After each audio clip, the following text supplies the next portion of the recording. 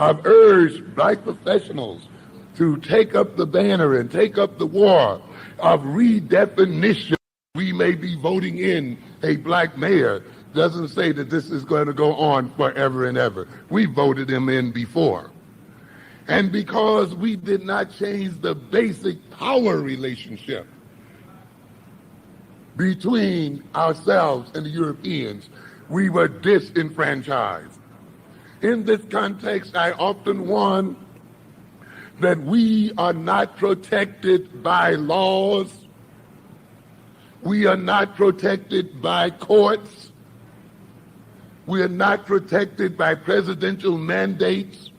They are but words on paper. Words cannot protect your interests. The law is only as strong as those who enforce it. And the laws that now so-called protect us are written by our enemies and enforced by our enemies. And the day that they decide that they will not enforce them, the law will be null and void, and they will remain neutral on the books. So that the ultimate thing then is not laws, not civil rights laws and rules, not fair housing laws and rules.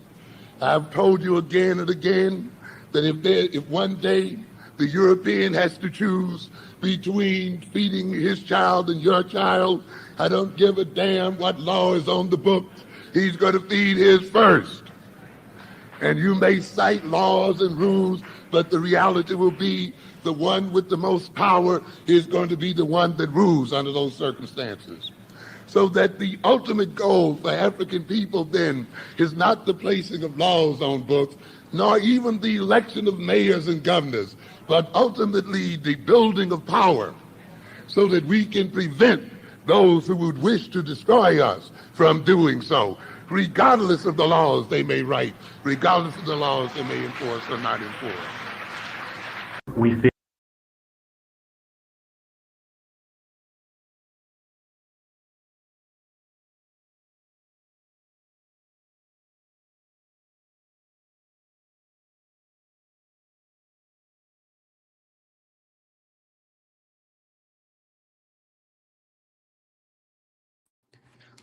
What is good, my people? We are live back again with another live broadcast on the forecast. Coming back on here. I appreciate everybody out there that's listening and everybody that will listen. Cassidra should be in here in a second. Um, but yeah, man, shouts out to everybody that's in the building. We definitely got a good one today. So all right, yeah, it might kick me off, but I'm gonna try to call Cassidra real quick and see where she at. So if I get kicked off, I'm gonna be right back.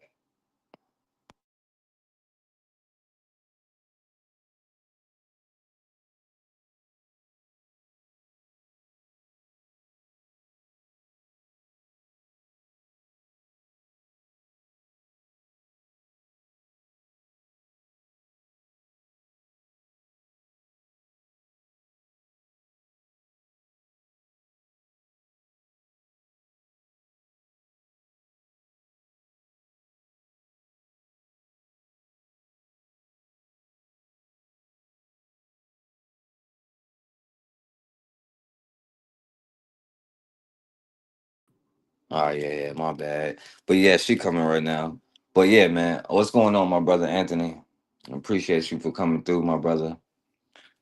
Um, yeah, man. And the thing is, man, see, I know I've been falling back a little bit, and it's been a lot of stuff going on, but I had to get my focus back. I had to get my mind back right. And I definitely got that energy back. So I'm definitely ready. What's going on, Cassandra? How you doing today? What's up, forecast? Boy, I tell you, had a rough day today. Oh, it's all good. Man, I ain't mean to be late. We're trying to be late. Oh I thought I yeah, it was gonna make it happens. back in time with my granddaughter, and I thought I was gonna get back in time, and I looked at the time. I said, "Well, I don't think so today." Oh, it's all good. I be late a lot, so it's all good. You had a good day though? I did. Yeah, I did. Had a real good Okay, day. that's good. Yeah. All right, so let's just go in. Decision. Let me see. Try to pull it out. Yes. These people that lost their mind. That's all I'm gonna say. They have Yeah, of course lost the their computer gonna minds. freeze up now. Uh-oh. All right.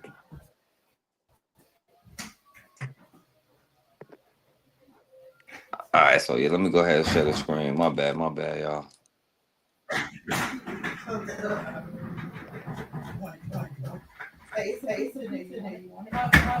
Hey, consider you on the hit the mute. Oh, did you? Hey, consider.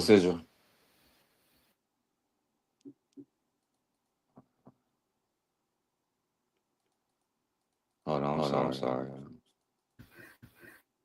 Consider you can hear me? Can you hear me? Can okay? you hear me? Okay. Yeah, I hear you now. Mm-hmm. Okay. I hear echo. All right. So yeah, consider I want to play this video that you sent me of the truck driver we showed a while ago. I hear How they say it's forecast. I'm hearing an echo.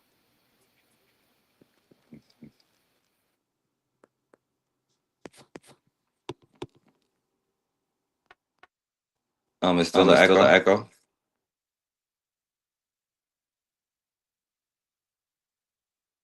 Talk again. Let me see.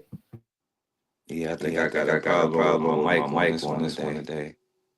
What's going on, Raw? All right, so I'm gonna stop and I'm gonna leave and I'm gonna come right back. Okay. How's everybody doing? I hope everybody is doing well. I hope everybody had a great day today. Yeah, I was just telling me it's an echo. Yeah, it was still an echo going on. But I tell you, these crackers show is going crazy. They didn't lost their ever loving mind. These people just doing stuff. That's how you know when their time is short. They, at the end of the beginning, at the end of everything, and the beginning of something else is the fight, right?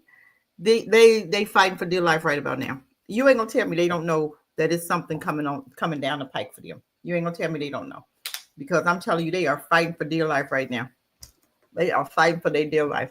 I mean, they have a lot of stuff going on. I seen a one video where a black guy was in the bar and about 10 of them jumped on the black guy for whatever reason. I don't know why he was in that bar, but let's stop being involved in going in their areas and, by yourselves. Forecast, you back? Yeah, can you hear me? Am I good? Okay. Talk so I can see if you have an echo. All right, am I good, y'all? Do I have an echo? I think you're good. Go ahead and talk. All right, I think it's because I'm using my phone and it's catching the echo. So I'm sorry for the inconvenience, y'all. So, all right, let's get to it. So the young brother out in North Carolina. Yep. Echoes back. Why don't you turn one of them off?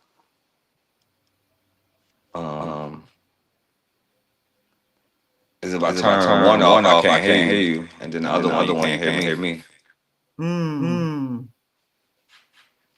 Because it's echoing again. What did you do different than last week? I don't know, nothing. Let's see.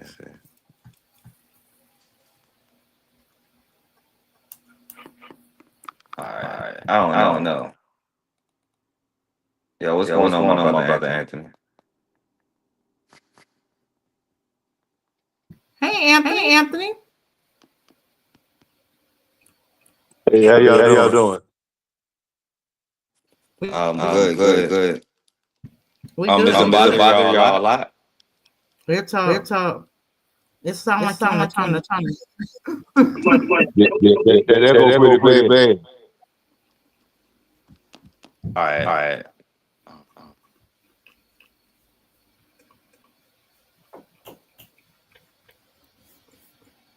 All right, y'all talk for a second. I'm gonna leave and come back. Okay. Let's see if I can. What's going on, Anthony? How you been? I think he left too. Anthony, you leave too?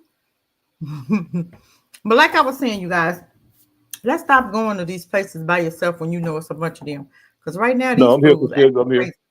Oh, you here? Okay. We was just, hey, matron. Welcome. Okay. How you been? Go ahead. Go.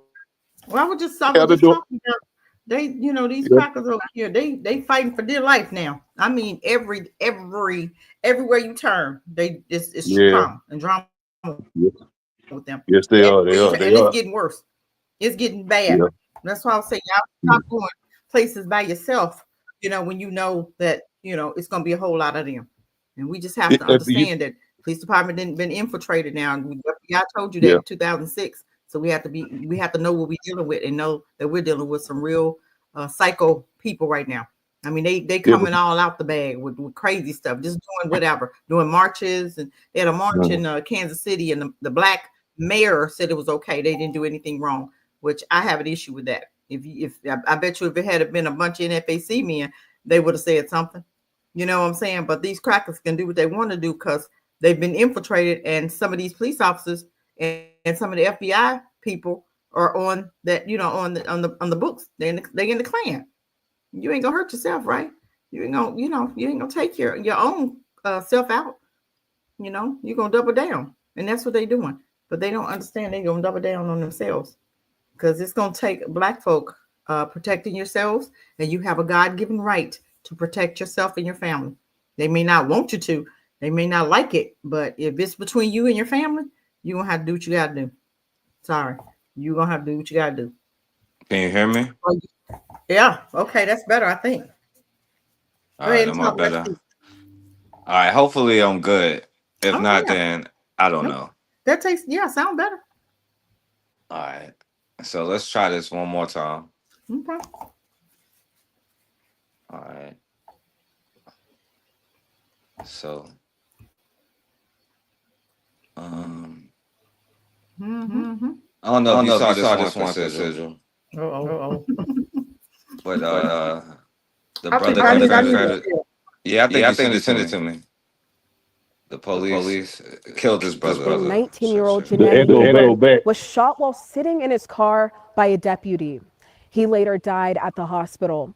The family now tells me they haven't heard from officials since being notified of his death, and they're still waiting for any details about what exactly led up to him being shot. Broken glass, a broken door, and a family searching for answers after a 19-year-old was shot and killed by a Douglas County deputy early Thursday morning. He was a really good person, and for me to know that he is dead now, it doesn't feel real, and it just feels so fake, and it's like I would be good sometimes and then I'll be sad, and it's just like weird, because I'm used to my brother here. Deputies say Abraham was in a car parked near the home at 48th and Pratt around 2:30 in the morning when a deputy working a firearms investigation approached. According to DCSO, others in and around the car scattered, and sometime after that, the deputy fatally shot Abraham. Read it in the news, it's like, wow, this is really happening. And then when it happens in your town, it's like, wow, this is really happening. And then when it happens in your home, you're like, whoa, this happened. It's really real. And it's just an unfortunate situation. After the shooting, deputies obtained a search warrant and raided the family home, looking for the people who ran from the car. I reached out to Mayor-elect John Ewing Jr. about the recent deputy-involved shooting. He says, quote, transparency is paramount, and we must ensure accountability at every level. He added he's concerned about the rise in officer-involved shootings in Omaha. The family tells me they hope to get answers from DCSO and the deputy involved is held accountable. Justice to be served is another young black unarmed killed.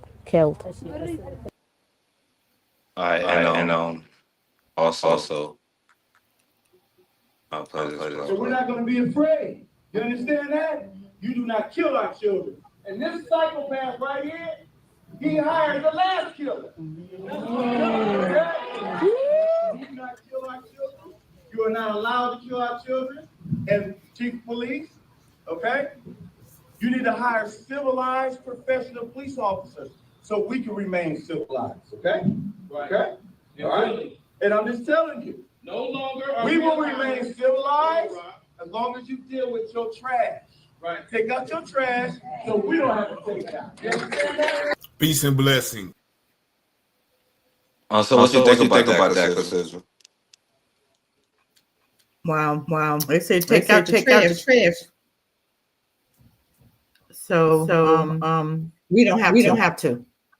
Cassidra, both of y'all echoing. It's still echoing, you guys.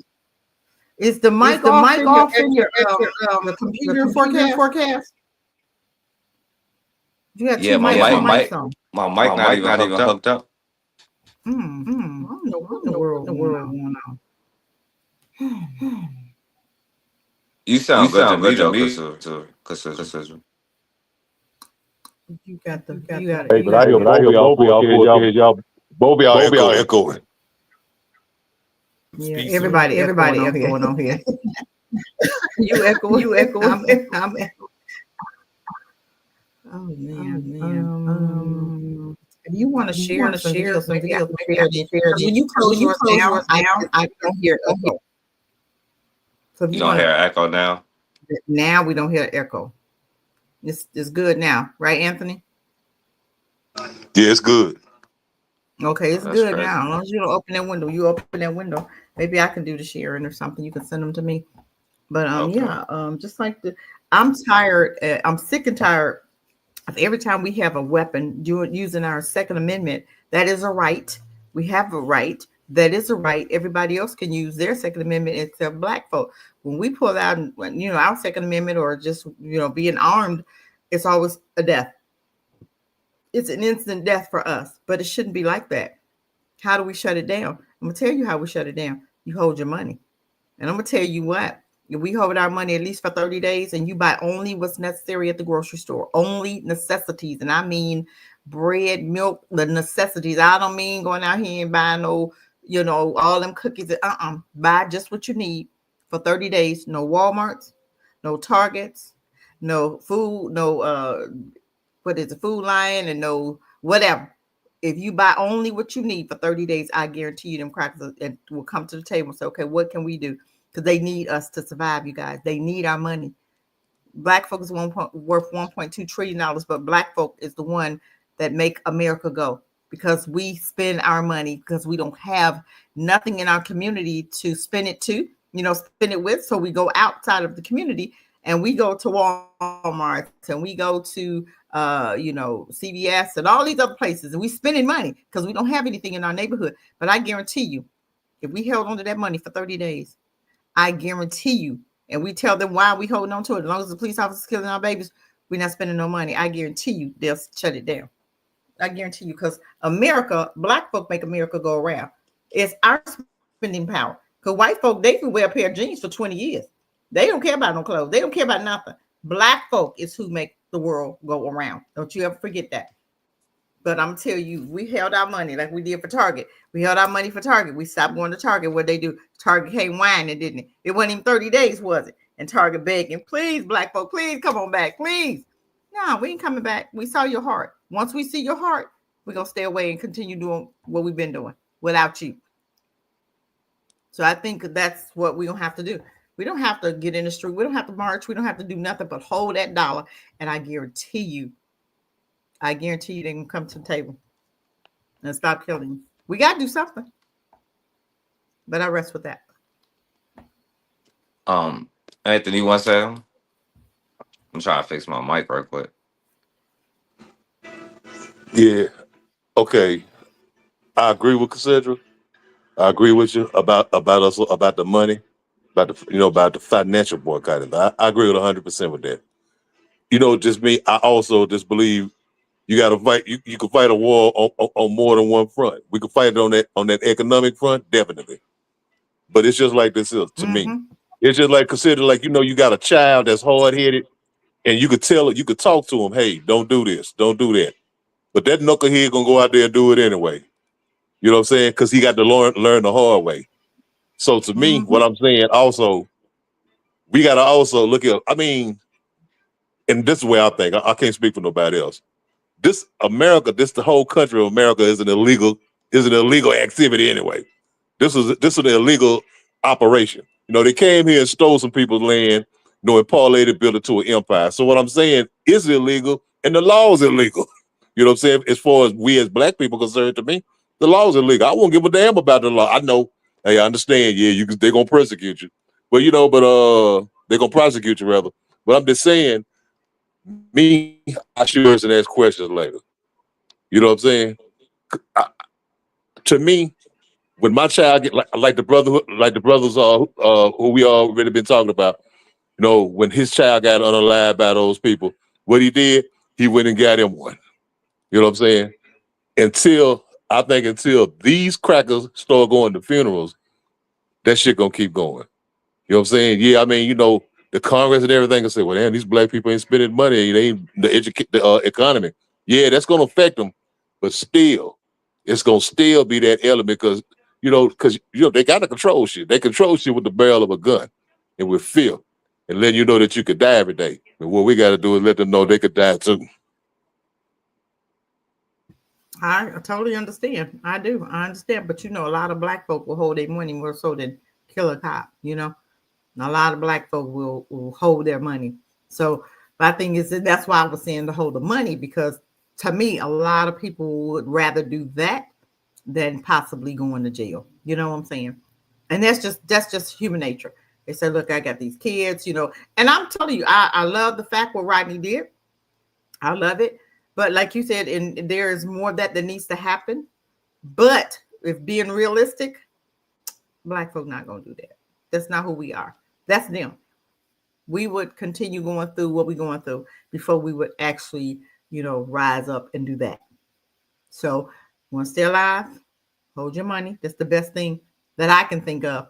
And when they say, hey, what's going on? We're going to let you know while we holding our money. Until you handle these, take your trash out. Just like the man said, until you take your trash out, you're not getting no more of our money. And now we can still get together and support each other. We got black-owned businesses right now that we can actually order stuff from. We can make each other rich. We've made everybody around us rich except us. It's time for us to make us rich. Support a black-owned business. If you can order it offline, go order it offline from a black person. Stop giving your money to these crackers. They don't deserve it. And that's what we can do. Just like the bus boycott.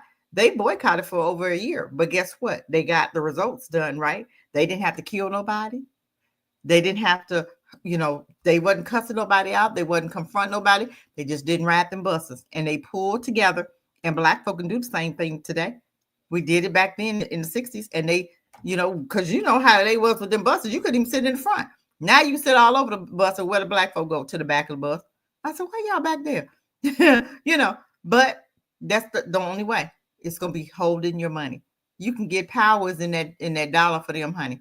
That's how you get them with that dollar. And they see the black folk ain't spending no money. I guarantee you, them crackers will. I guarantee you, they'll come to the table. I promise you, they will. I promise you, they will. Because it ain't gonna take much right now. Because we already on the brink of bankrupt. We already in the brink of a disaster right now. Inflation and all this stuff. And I believe we're in a recession right now, depression right now, because food started going up and paycheck ain't going up. But I'm telling you what, hold your money, and I guarantee you'll see a difference.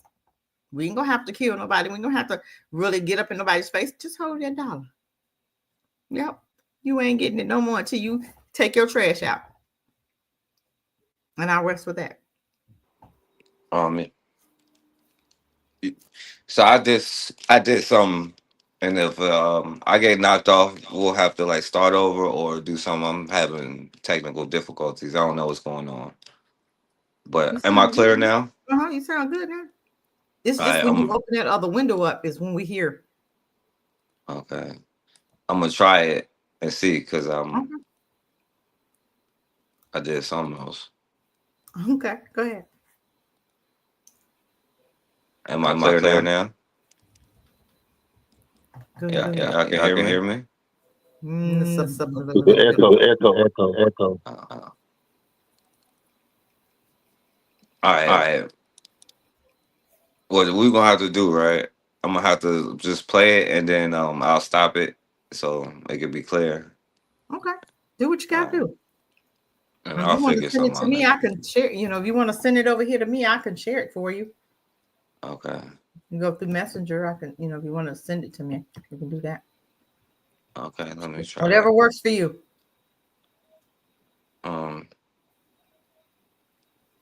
Yeah, I can try that. But I'll just play this one first and then we'll try that. Okay, go ahead. Yeah. All right. So you was talking about this one, Cassidra. Well, the brother got beat up at the bar. Oh yeah. If you commit a crime in Fort Wayne, you will be found and we will prosecute you. Fort Wayne Mayor Sharon Tucker reacts to two violent crimes that happened over the weekend. One of those crimes, a battery at Pike's Pub, which is just outside city limits, but the mayor still speaking out. And a witness also speaking out after a video taken at the pub Friday night shows a man being punched, thrown down, and called racial slurs. Wayne 15's Marcus Truccio has the latest tonight. Nobody This video has gone viral on social media and has even made national headlines. It shows one man inside the bar being attacked by at least a half dozen other men. The witness I spoke to wishes to stay anonymous for safety reasons. Wayne 15 has confirmed this witness was at Pike's Pub at the time the viral video was taken. One narrative being shared on social media was that the victim in this attack was cut off and wouldn't pay his tab. It was never about paying the tab, according to this witness. The witness said the victim actually had his credit card ready to pay when several men dressed in outlaw's gear arrived, telling him to leave. Then it escalated quickly as the victim was punched at, tackled, and thrown across the floor, while at least one person yelled out racial slurs. The witness Wayne 15 spoke to says he at least wants to see those who participated in the battery to be held accountable. He said, quote, "I want everyone to not have to feel like they're walking on eggshells when they go into any of the bars, whether they're white, whether they're black, whether they're Mexican, Latino, Dominican. Everyone should be entitled to go into any bar."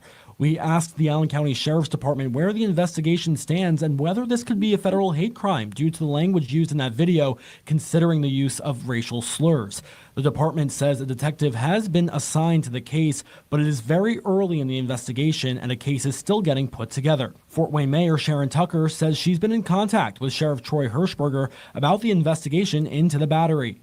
I have all the confidence in our sheriff's department that they will bring the corporates responsible for the injuries there also to justice and turn them over to the court system. Since Friday night, at least one Allen County bar has said it wouldn't allow motorcycle club affiliated gear anymore. Arcola Inn and Ale posted on Facebook and said in part, due to the recent incident at a local establishment and in an effort to keep our environment safe and welcoming for everyone, we will no longer allow any colors, cuts, or club-affiliated gear on the premises. But remember one day they had, what was that in last week we saw? They shut that down immediately when that white dude got beat, didn't it? So you mean they shut that one down? Yep. This bar right here. Meanwhile, a very disturbing story out of Holly Springs where both city and gathering spots. We're hearing that it was there was some violent stuff that happened, and also and he walked in there with a choice to be very hateful, very negative. Police believe the incident started inside book, describing it as. And before you go in, Cassandra, I want to show you the video. This from the bar.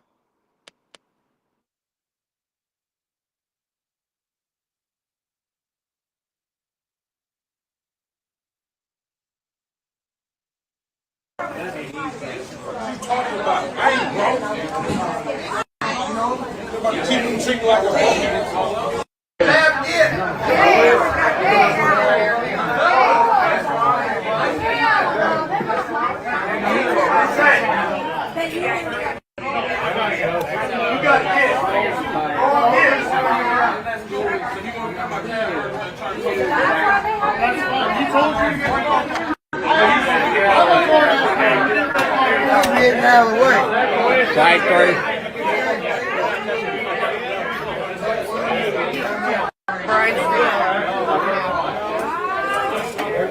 I got the snap ready.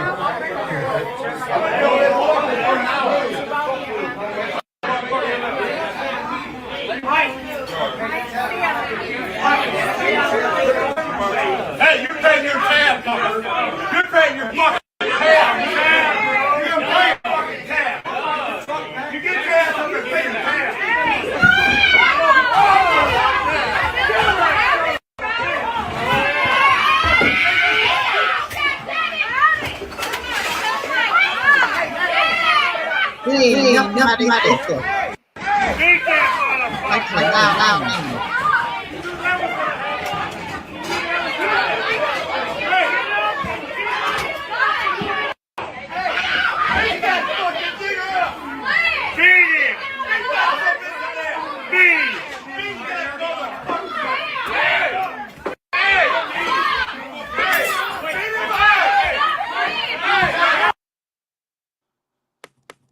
All right, so y'all see that, right? I want some hate charges, hate crime charges. I heard a lot of N-words. I want some hate charges, hate crime charges. Seriously. Because if that was just like that bar should have been shut down immediately. That happened in the bar and that bar is still open. Now, the other dude happened outside the bar. They didn't fight inside the bar. They fought outside the bar and they shut that bar down. So why is this bar still open? This is what I'm talking about. For one, I know my brother was in there, but you stop going to these places where these all white folk. I don't ever go to places where it's all white. I don't. I was about to ask you that. I don't brother ever was the go. only If one it's in all there. white, I'm not eating there. I'm not stopping there. I'm not going. I'm not. We gotta start being smarter. Why is you the only nigga up in? I'm sorry. Why is you the only person up in there that look like me? Okay, you the only brown person, black person up in there, and you got all them wolves, all of them, all them hybrids, and you the only black person up in there. You got to been stopping. You know that area. If you don't know the area, if you go driving through an area and you don't see no black folk, why you stopping? I don't never stop. I don't. I gotta see a few more speckles. If I don't see them, I'm not stopping because I don't trust them like that. And they was dying to do. It wasn't about tab. It had nothing to do with the tab. They gonna say that to make you think, oh, he wasn't paying his tab. It wasn't about that because the dude said he had his card out. He was ready. But they ain't nothing by themselves. With nobody, if there had been one white person in there, they wouldn't have said nothing to him. But you had 20 against one black man. But that bar should have been closed down. Black folk need to make a trip out there. That bar should be closed down. Seriously. Because that's ridiculous how they treated that brother. And you ain't arrested nobody yet? Why? What's taking you so long?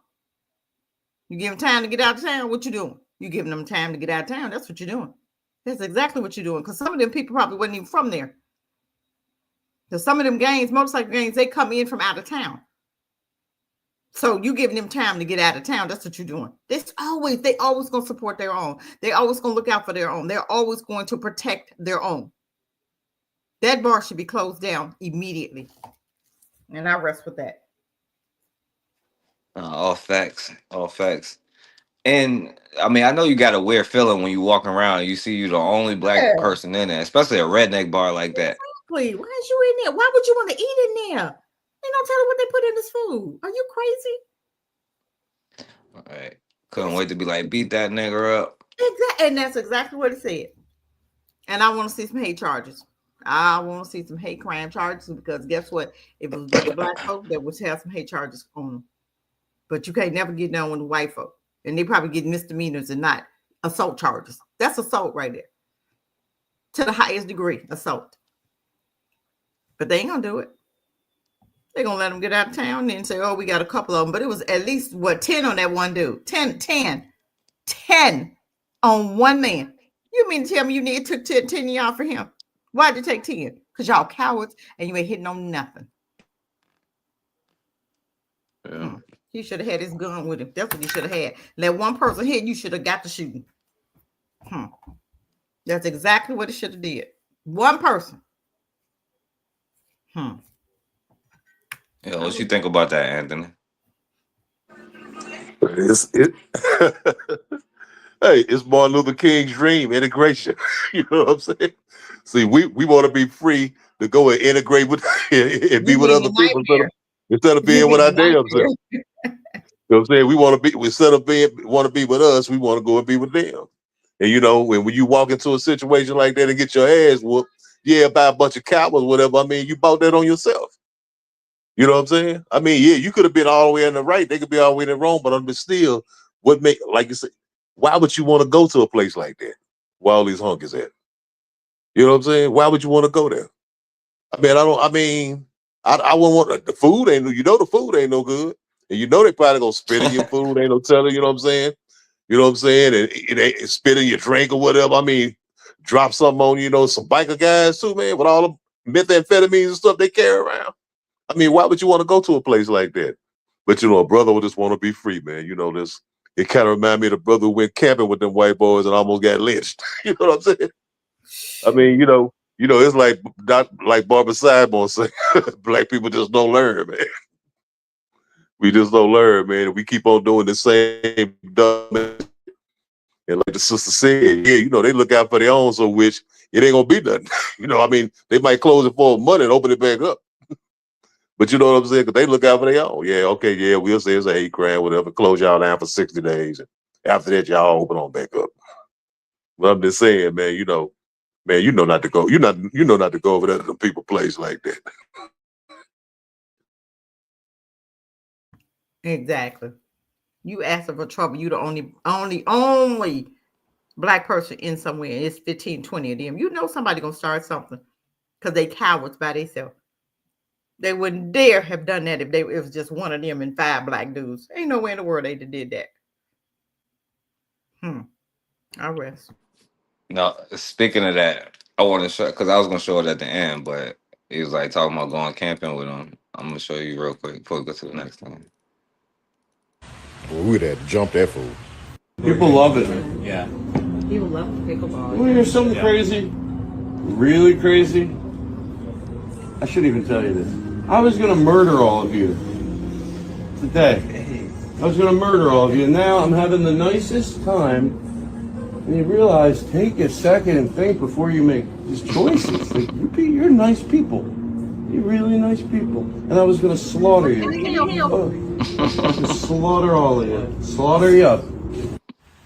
That's why I always keep my pistol. He didn't tell you he just said it like it was part of the conversation, and they just sitting there looking at him. Honey, I'd have been itching to the door. I'm going to the bathroom, honey. I'd have been in my car. Shit. See, didn't I already told you? Did nobody feel that he was gonna murder them? Nobody felt nothing weird. You got to feel them demons. Y'all got to be more conscious of demons. Because some people got demons in them. You got to be more conscious. Just like Dylan Roof. Nobody felt that boy sitting up in there. Come on now. You got to feel the room. Feel the atmosphere. You got to feel funny. Something. He just sat there and said, I was going to slaughter all of you. And they just looking at him like, wow, really? We was almost going to die tonight. One man? One demon was going to slaughter. How many people in that room? 3 or 4 people? Yeah, I don't know. Good, honey, I'd have been getting up out of there. Honey, I'd have been at the door. I'd have been in my car. I'd have nudged whoever I was with. Y'all better come on, because you don't beat me to the car. I'm going to leave you. He'd already told you. It might come back. That feeling might come back to him. No, sir. Yeah. Yeah, I just had to play that real quick because you brought up going camping with him. My goodness.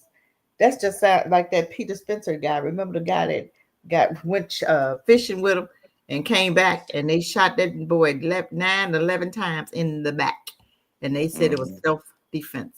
Now you make that make sense. Nobody went to jail. I'm just saying.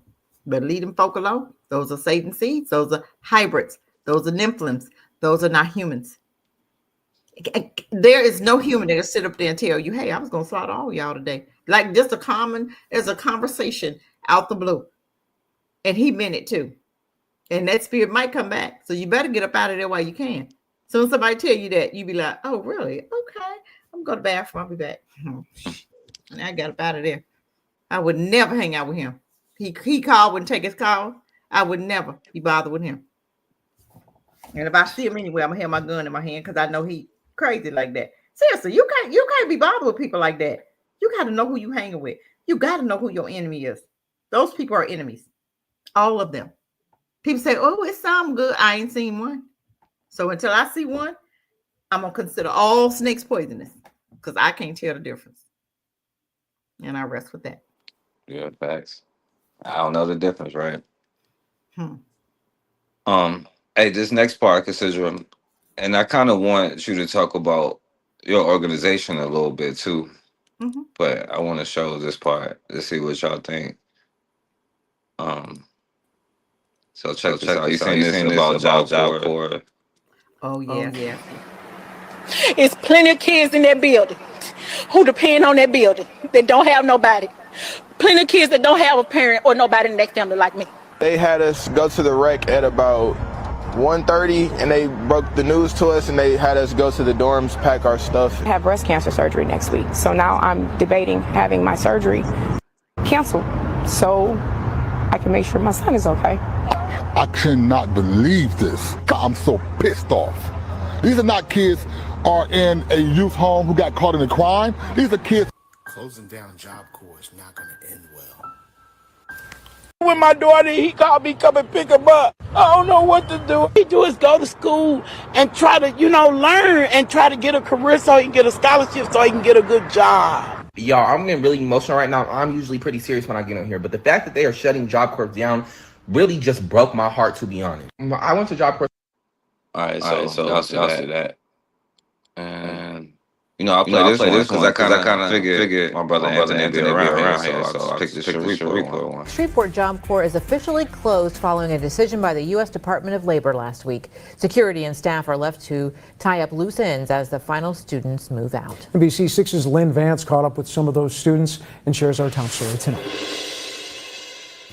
As the gate closes on the Shreveport Jobs Corps program, students have to scramble to find other arrangements. I'm actually kind of upset that the program is closing because I was almost complete with my trade. And some of my peers had just started their trades the same day that we received the information. The information they received was that the U.S. Department of Labor is phasing out the job center by June 30th after over 40 years in Shreveport. Job Corps being closed has definitely disrupted my life and definitely made it a lot harder for me. I mean, I was planning to leave in July. I was out the door anyways, but then suddenly I have no money, no home. I don't know what to do. Many of the students who live at the facility because they have no home have been placed in shelters or group homes. Job Corps is really a home away from home for most of us. And not only is it going to affect the students, it's also going to affect the staff members as well because it also leaves them without a job. Those staff members who could not appear on camera told us they are devastated for the students. The Caddo Parish Commission told us the Job Corps has trained many young people for jobs here in Caddo Parish. It has been a direct pipeline for the workforce here in Caddo Parish. We're very concerned about the placement of the students who has lost, some temporary to permanent housing while they were here. My biggest concern is making sure that we can keep those students off of the street and find them safe in habitable dwellings. Lynn Vance, NBC6. All right, so my brother Anthony, what you think about that, my brother? Man, I went to Shreveport Job Corps. I went there from 80. I went for 6 months in 84. Then I went back. From 87 to 89. Man, I did like 18 months. Man, I got my trade from there. Man. So I went there. That was back in the 80s, though, man. Yeah, I went to Job Corps, man. I had a great time. Yeah, see, that's crazy. It's like I ain't even know, but I just got that one. Yeah, I hate to see it close. I just passed by that the other day, man. Sure did. But that's terrible though, man. I mean, because Job Corps gives a lot of jobs to like young brothers and sisters all over the state of Louisiana, man. Like in And we even had brothers from Texas, from Arkansas, from Mississippi to come down there, man, and go to Shreveport Job Corps, you know. I had a great time, man. I mean, that's where I started getting into my black consciousness at. You know, about meeting brothers who was already there, who already had it. And that's where I learned it from, man. My RA, my counselor, name was Mr. Frederick Parker. He's dead now, but he was our counselor on the floor, on the floor I was on. And that's how I started learning about the Black Power movement, the Black Panther Party, Malcolm X, and everything from him. So yeah, man, it was one of the best experiences of my life, though, man. You know, it's sad to hear that. I mean, I'm sad to hear that for the young people, man.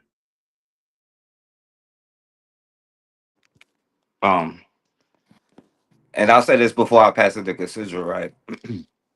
Now I get it, right? I know what a lot of people gonna say, but the thing is, and this is why I support Cassidra and what she's doing so much, right?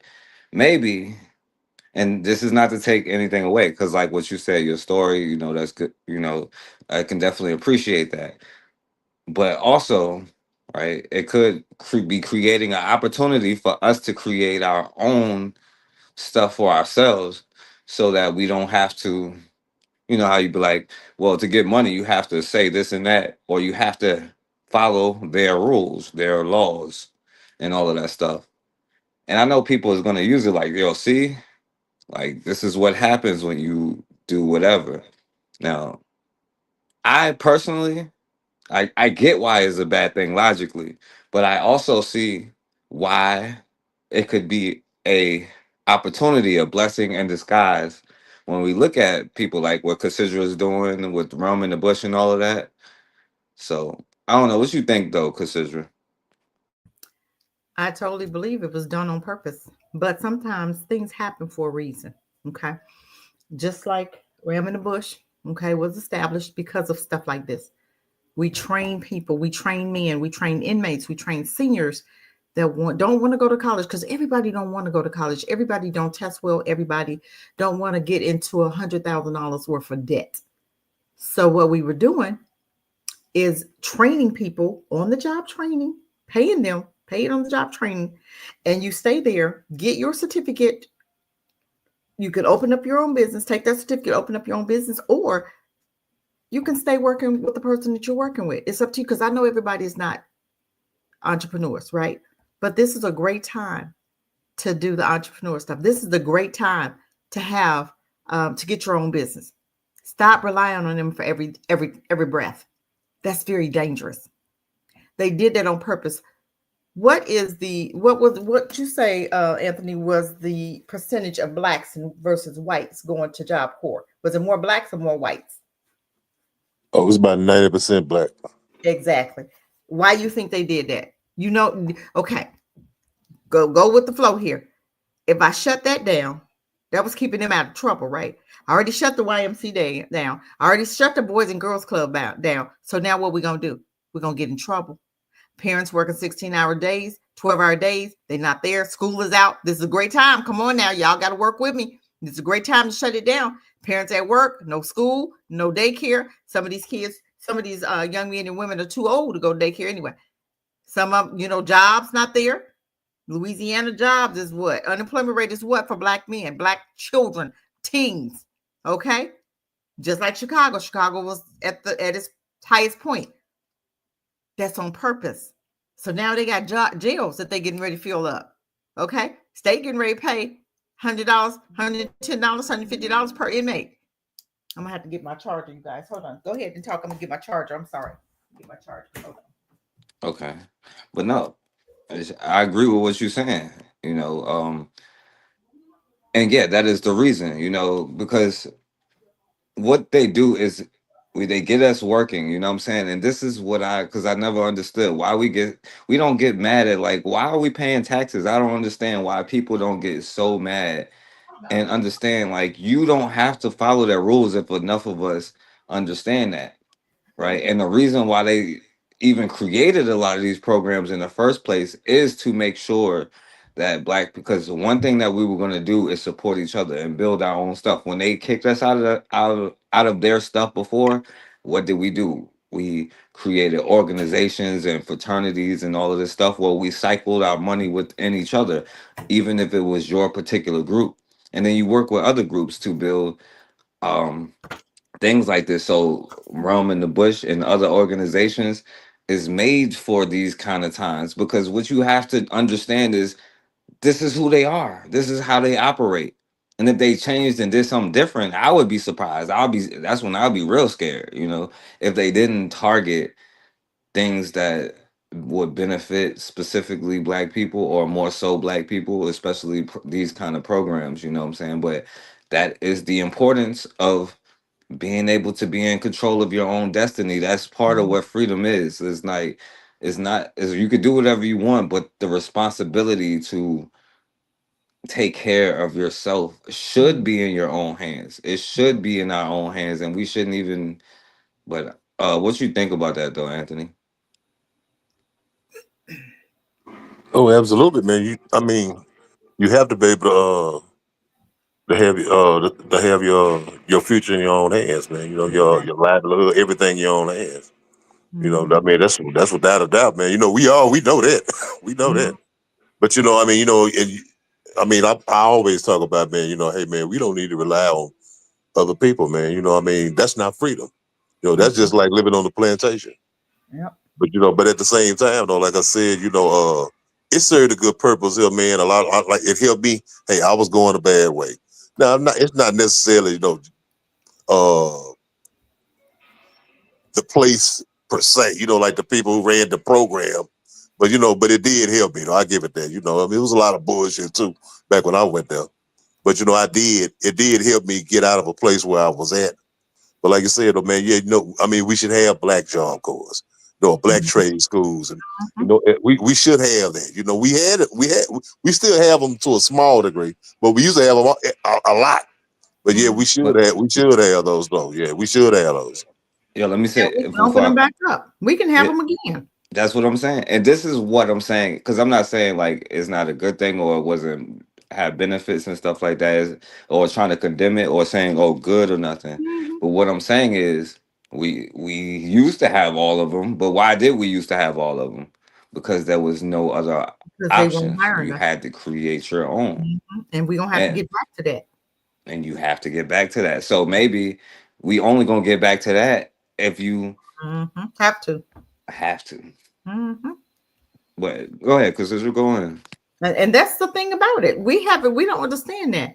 We used to go to trade schools or go to, college or whatever. And we came out and we came back into the community and we worked in our own community.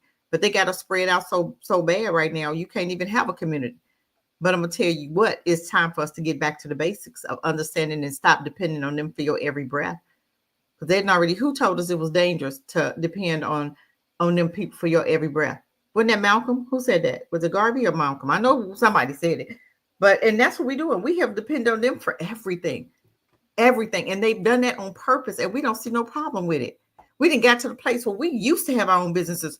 We don't even want our own business. We think about a job. Didn't that woman say a job? But dude, getting him a trade. Why does he need to go work a job? Get out of there, get your certificate and open up your own business and hire your own.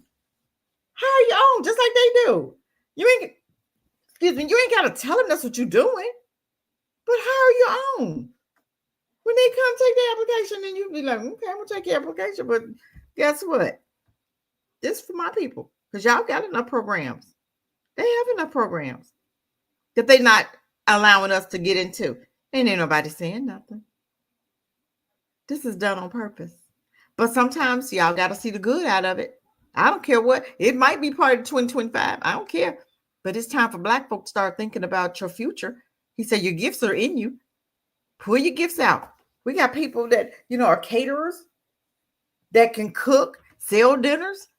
And then you got people that sit up there telling me I'm unemployed. I said, what's your gifts? Oh, I can bake. I said, well, do some catering. Which can you bake? Cakes? Sell your cakes. Make a cake. Go to Walmart. Stand out front. Wrap them little pieces up and sell them little pieces of cake. And you have 2 different types of cakes. And you slice some things up small enough to where you can charge $5, $6 per slice. And this is your gift. Why are we using our gifts? Why is it you always think you got to work for them? You don't have to. If you're a writer, write you some books and sell them. If you can write resumes, do that. Whatever your gift is.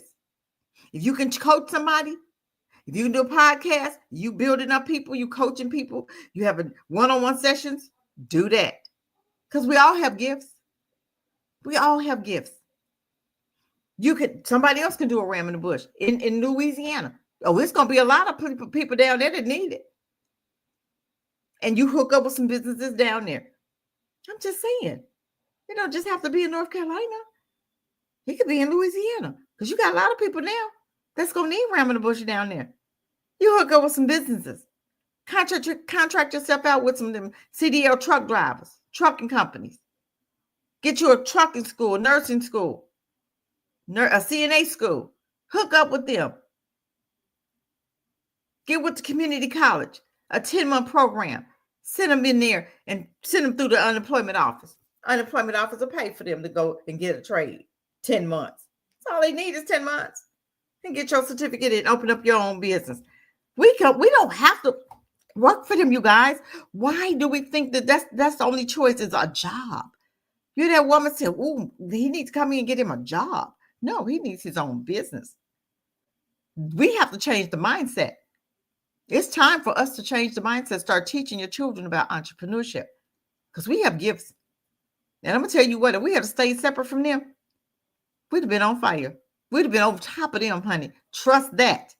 We had our own schools, on homes, on land. We would have been on top of them because we'd have put our money back into our schools, and everything we do it top notch. Everything we do, just like they built up Black Wall Street, right? And it was top notch, wasn't it? And them crackers looked over there and got mad, got jealous. But you would have put your security around your schools. You put your security around your neighborhood. It would them crackers wouldn't have been over there. If they had security out there, hey, what y'all doing over here? What's going on? Get on back over there and cross them woods over there. Go on back over there with your weapons in your hand. I guarantee you, Black Wall Street would still be existent today. Wouldn't have burned them down. Wouldn't have shot up a whole bunch, killed a bunch of black folk. But we don't think. No. Go ahead, I rest. No, because I was gonna say you like a psychic. Both of y'all like psychics because y'all can tell the future. Like, because I want to show you the next thing I want to play.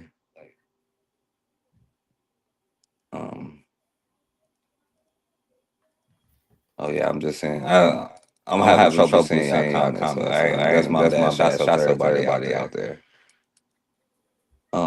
So this is Tulsa, Oklahoma. I'm gonna play a little bit of this part. Was proof that sometimes groundbreaking change can take decades.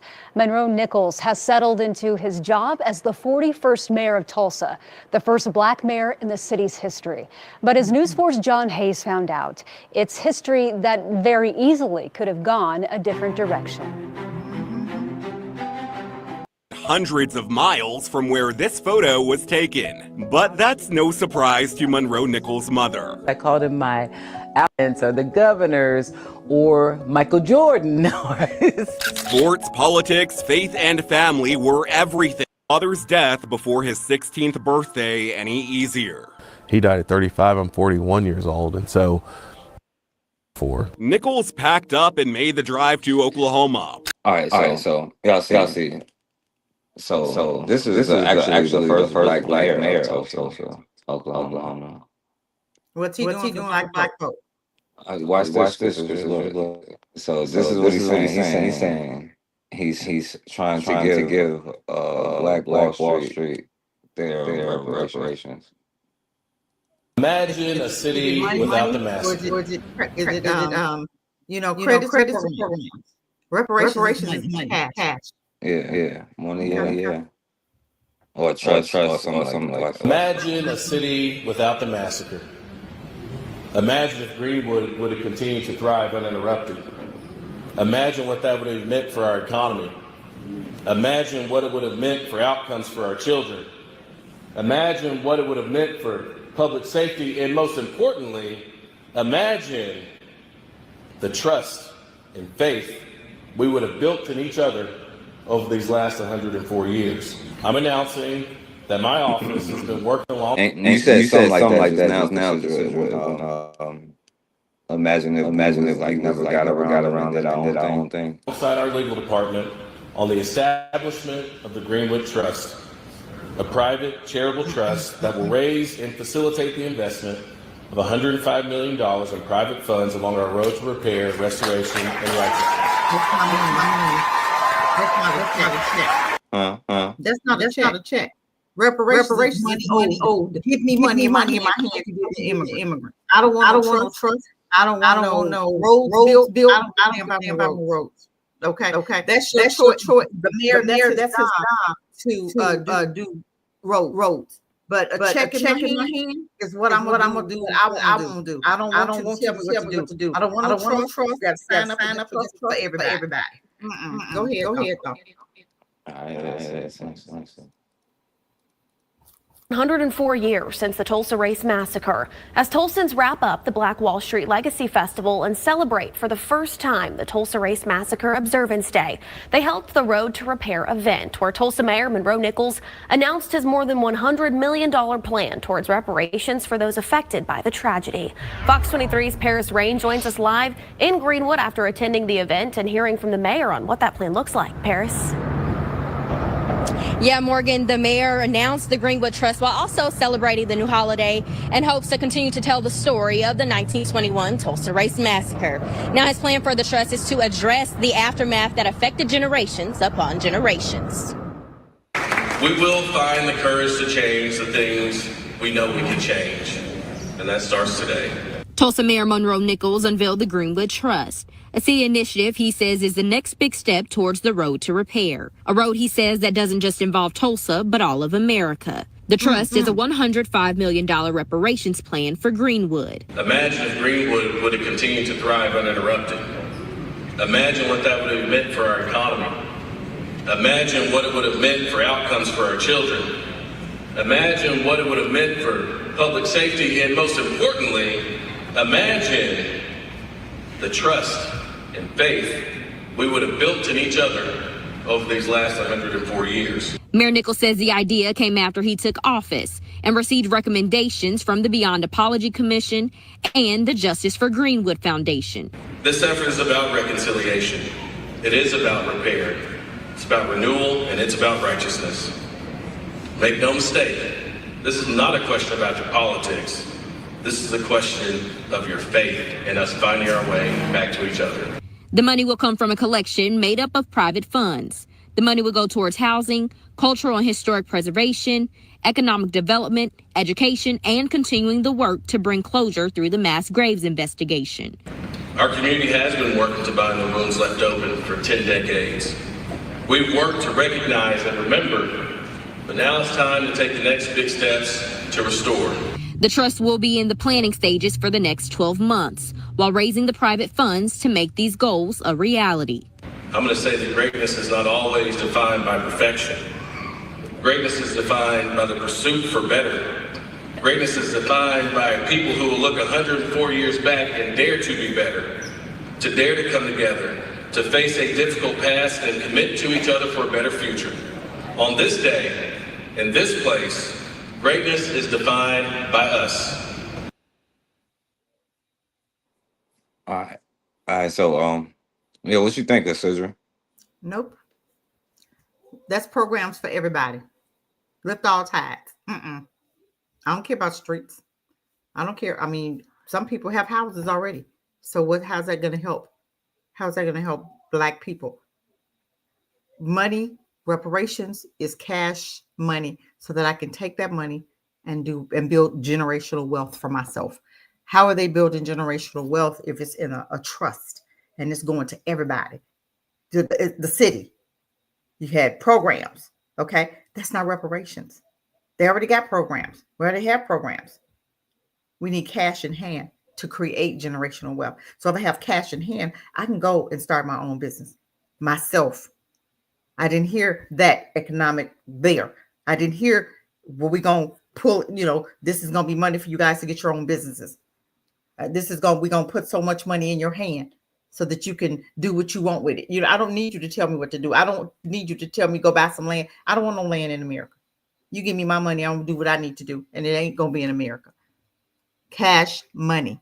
I don't want you to pull out. I don't want you to pick out no land for me. I don't want you to put it in a program because I may not need a housing program. I already own my home. You know what I'm saying? So that's not going to help me. I drive on these roads. Everybody drive on these roads. White folk, black folks, everybody drive on these roads. Those are programs. Black folk, we have enough programs in our neighborhood that's used for other people. You feel what I'm saying? So you're going to try to convince me, oh, we doing reparations, but it's not, because I read the plan. It's not cash payments. I need cash in my hand. I don't need none of your programs, period. So that's not good enough. Because I didn't hear how much anybody was getting in their hand. I heard it was going toward the city. Ain't white folk in them cities? Okay. So that means they going to get some too. But they didn't go through slavery. They weren't done the way we were. Some of them relatives was the ones that killed our relatives, right? Our ancestors, right? So they're going to get paid too. They're going to be able to use the same, get a house loan. They're going to be able to get, they're going to be driving on the same roads that you finna repair for who? Everybody. He says for everybody. That's not reparations.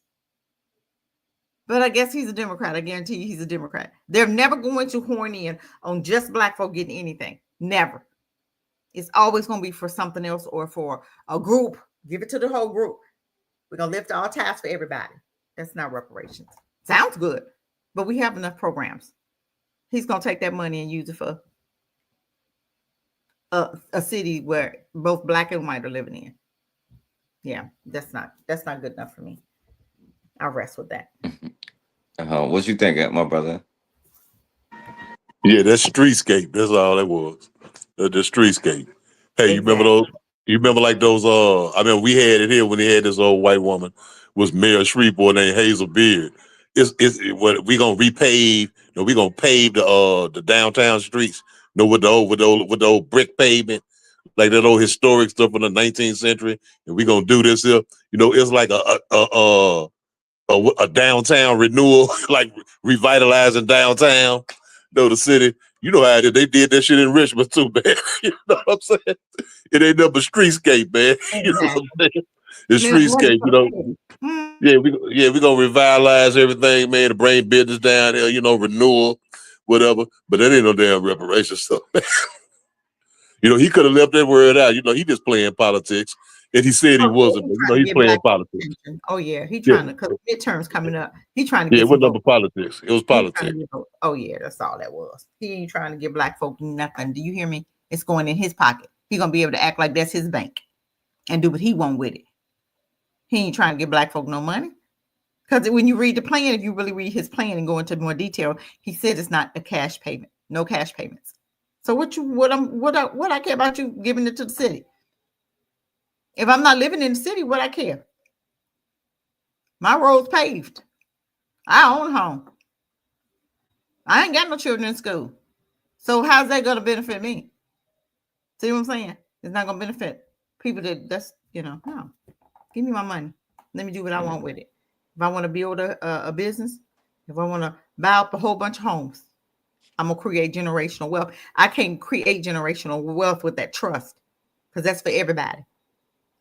No one individual is going to get that money. It's for the city, it's for everybody. And when you come with programs like that, who going to get that money? White folk. I'm just saying. But I rest with that.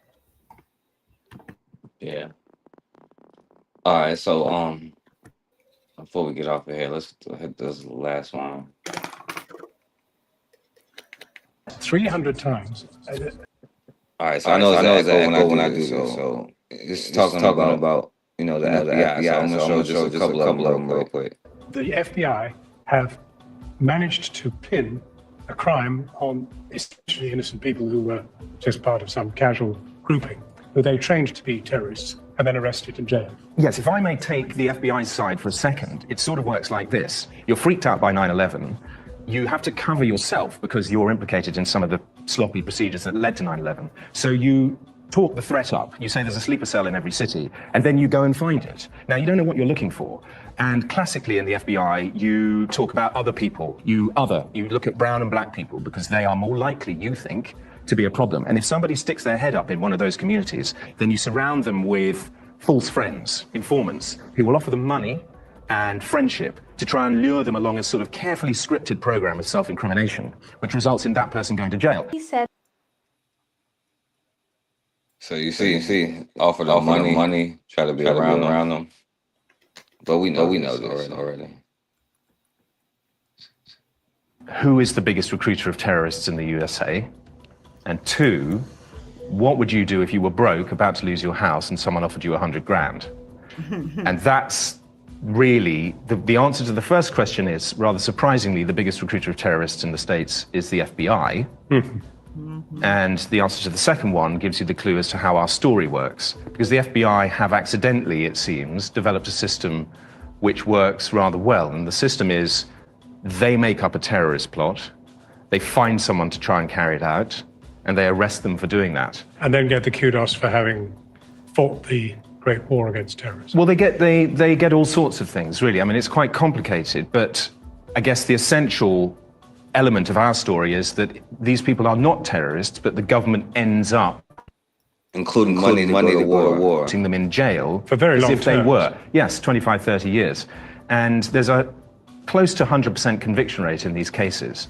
And I wasn't looking for this. I wasn't aware of this. I mean, I think we all sort of have a vague idea that the FBI may be involved in setting people up. But then when you follow the story that I did and you see it close up, it's jaw-dropping. It's really shocking and very, very hard to believe. And yet the statistics, once you lay them out, are quite extraordinary. I mean, we're talking about 100 incidents of the FBI doing this, 100 known incidents. More, actually, more. Yes, I mean, I say it's based on 100 true stories. That's Yeah. a sort of notional 100. It's in the right ballpark. It's more likely 300. But 300 times, the FBI have managed to pin a crime on essentially innocent people who were just part of some casual grouping, who they trained to be terrorists and then arrested and jailed. yes, if I may take the FBI's side for a second, it sort of works like this. You're freaked out by 9/11. You have to cover yourself because you're implicated in some of the sloppy procedures that led to 9/11. So you talk the threat up. You say there's a sleeper cell in every city, and then you go and find it. Now, you don't know what you're looking for. And classically in the FBI, you talk about other people. You look at brown and black people because they are more likely, you think, to be a problem. And if somebody sticks their head up in one of those communities, then you surround them with false friends, informants, who will offer them money and friendship to try and lure them along a sort of carefully scripted program of self-incrimination, which results in that person going to jail. And you will say to the court as a prosecutor, is it better that this person goes to jail or that we let them go back out on the street? And the juries always say, better put them in jail. Do y'all want to say something before we keep going? Go ahead. I mean, it's up to you. You have now. Or not that particular thing, but yeah, the KKK, but. But yeah, it's when so you want to come out, then we can, yeah. But yeah, so let's talk when they talk about the FBI, we're talking about still the same FBI that set up the Black Panthers. It's still the same FBI that said there's a Black Jesus, looking for the Black Jesus in the Black community. It's still the same FBI that used Rick Ross to put drugs in the neighborhood, and then what they do, they arrested him. So this man is telling the truth, right? That's what the FBI does. And these are the same FBI that had told you in 2006 that police departments have been infiltrated by the KKK and by the FBI. Okay, they're in the FBI, they're in your doctor's office, courts, they're all over. But they told you that, but they did nothing about it. So why even tell us? Just so we can know that you know, but you ain't gonna do nothing about it. That's the concern right there. Everywhere we look, it's a setup for us. And they get away with it. Just like that black guy in Ohio where they, what was it? I don't know. He was a black guy. They just arrested him maybe a year ago. They just had his trial and he was guilty. And that's what the man said. They're going to have a trial and most likely you're going to be guilty because you're going to be guilty in their justice system, right? So the man is facing some time, but I don't know if they did his sentencing or not. He was a black guy. And you know, him and his wife, they raided their home. But the only thing with that dude, he had white folk in his group. So ain't no telling who he was mixed in with. He had white folk and everybody. He was for everybody. I don't know when we gonna learn. We can't be for everybody. Everybody ain't for you, but we'll invite everybody in a minute. And that's the ones that'll set you up. And I rest with that. Yeah, fact. You want to say something about that, my brother? Yeah, I mean, well, look here. I mean, the first terrorist that they create, the first image of the first terrorist, I'm gonna say it like that. The first terrorist that they created was the image of the black man in America. You know what I'm saying? Because we got to look at the CIA, the FBI, and the American government. That's all part of the same apparatus, or the white power apparatus. You know what I'm saying? And so, at the end of the Civil War, what happened? Okay, you got a bunch of these free Negroes running around here, running around Louisiana, and Mississippi, and everywhere. You know what I'm saying? The next thing you know, brothers getting lynched all the time. Why? Oh, he tried to rape a white woman, or he tried to kill the plantation manager who cheated him out his money. You know, in the sharecropping. You know what I'm saying? I'm saying they criminalize the image of the black man and black people in general. But I'm saying it's specifically the black man. And even right now today, you know, it's still there. You know, black guy, oh, he's a criminal. He fits the profile, whatever. So I mean, you know, they started on this a long time ago. You know, about going around creating terrorists and stuff everywhere. And now I was just looking at it the other day. Hey, look how smooth it. And then the niggas from Shreveport, man, that made me sick. General Michael Langley. You know what I'm saying? He from my hometown, man. I used to see him sometimes. But I'm like, you got him on there on TV. You know, he got what he was talking about, President Traore over in Burkina Faso. But he said some things, then he kind of backed up on it because, you know, black people all over the world came together to support Traore. Yeah, we ain't So, playing with and so, but what happened, but just recently, did you see the recent ones? He tried to go back again. He was doing an interview and saying like, well, you know, yeah, but you know, Burkina Faso, you know, but since the friendship left and since our presence has left out of Niger, you know, it's grown. The terrorism is grown and stuff. You know what I'm saying? Here they go creating some more terrorists, you know, so they can lay up, you know, so they can have an excuse to try to do some shit, You know what I'm saying? I mean, so I mean, you know, they experts in this, experts in this shit. But yeah, but you know, I mean, that's what they do. We know it. That's how they do, man. You know, go around picking up dust and creating smoke and hoping for a fire. You know what I'm saying? To create a fire somewhere so they can go and do their devilment. But you know, the French and the U.S. been in Africa since forever, and the terrorists got worse, right? And that's what the news lady said, and that's what they said. And they asked him why. He couldn't understand it. So if you guys been in Africa all this time, and Africa's still not built up, infrastructure, the roads, nothing, you know, you're still going, you know, dark. The internet's still going out. The streets are still dirt streets. What have you done in Africa? How have you built it up for those black folk over there? You've not done anything but kept them from building up their own place. That's why they're putting you out. And America is scrambling right now. That's why you think they just bombed, you know, had Ukraine to bomb Russia, because they want to get Russia out of Africa, because he was backing that dude, right? He was backing Burkina Faso, right? So if I can bomb him and keep you focused over here, you got to use because you can't use your resources over there. If I'm so busy over here bombing you, that was all a plan. But I'm gonna tell you what, America getting ready to get it's getting ready to be some stuff over here, because you just used them weapons that dude just used the weapons that America gave him. And remember, Russia told you he used their weapons against me. I'm coming after you, America. Remember, he said that last year. So you think he's gonna be quiet and he's not gonna come after us? Oh, he coming. You just ain't gonna know when he coming, but he coming. And ain't nothing we can do about it, because America is done. You can stick a fork in this, it's done. They are scrambling like little mice, because Russia and China has taken over in Africa. They making all kinds, but they making deals, but they're also building the infrastructure also. So that's better than America. You had to, you know, do the LGBT if you took some money from America. You got to do all this crazy stuff if you took money from them. That's what these devils do. That's what hybrids do. They want to, you know, make you do the worst of the worst if they're going to offer you anything. And that's not what China did. China did it a different way. I'm not saying that they're no better, because I don't believe they're no better. I think Burkina Faso and some other places need to learn how to build up your own army. You know how to do it. You was in America. So America trained you. Remember, the general asked Langley, how many of those you've trained that have turned against and did a coups in Africa? And that's what America does. They are the ones just doing the coups. When Congo just had that coup, it was so bad, Congo president came to America and said, please help me. I'll give you half my minerals, big dummy. That was who was creating the problem over there.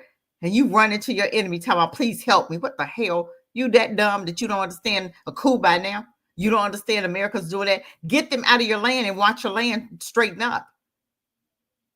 Man, I don't understand it. I'm like, Burkina Faso is showing everybody how it needs to be done. If you guys aren't taking a lesson from him, then you just ain't trying to learn nothing.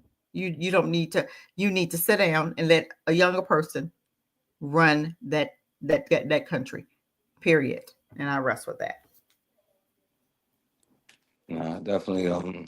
I agree with everything y'all saying. You know, and let me get these last ones so we can. All right, so then y'all seen what's down in Kansas City. KT Crime Fighter Sexiness, man.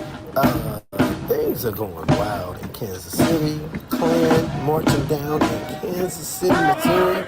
Armed guards saying they're going to be out cracking down on young blacks because that's what they're going to be fucking with. And then you got the O'Reilly murderer that murdered Diamond Steen getting involuntary manslaughter, slaughter, and O'Reilly not doing anything about it, man. What the fuck's going on? I wish I would have known about this because I would have been down by myself. They march with no black people. As much as black folks kill each other in Kansas City, Missouri, they was able to march down here with no opposition. I wish I would have known about it. I would have went. This is crazy. I'm out. I don't think black folks was going to be down here. The members of a known I don't either. hate group marched through the crossroads this weekend. They used U-Haul trucks to transport people into Kansas City. KMBC9's Krista Tatchell is live at Union Station, getting answers about why they were in town and how they were allowed to use the trucks. Krista? Yeah, Kelly, the people who rented these trucks, they're from the group Patriot Front. Now, U-Haul has released a statement to me saying that is an absolute violation of their company policy to transport human beings in the cargo holds, and they have revoked the rental privileges of those who rented those trucks in Kansas City. But this is not the first time that this group has used trucks to transport humans. Exactly. Why you gotta cover up your face? 3 U-Haul trucks carried about 100 people in the cargo holds. They then marched along Main Street in the crossroads and also marched around the World War I memorial. Testing. The group's leader, Thomas Ryan Rousseau, has posted online many times about box trucks being used for the group. Hey, have fun in that hot box, guys. Even though it violates U-Haul policy. People who were watching the unexpected march Saturday say they were incredibly disturbed. Their faces were covered. And I'm just like, you cowards. Like, what are you thinking? And the thing that I fear the most about it is that could be your neighbor. That could be somebody that was very close to you, and you would never know. Okay, baby. With police say that they did not even. Unfortunately, brothers like that is around. So I want to play this one part here. Listen to what he say. Tonight at 6, News Channel 5 investigates the neo-Nazis next door, a large hate group that our investigation discovered is expanding its presence right here in Tennessee. Good evening to you. I'm Carrie Sharp. That group, the so-called Patriot Front, is probably best known for plastering our communities with their hate-filled posters and graffiti.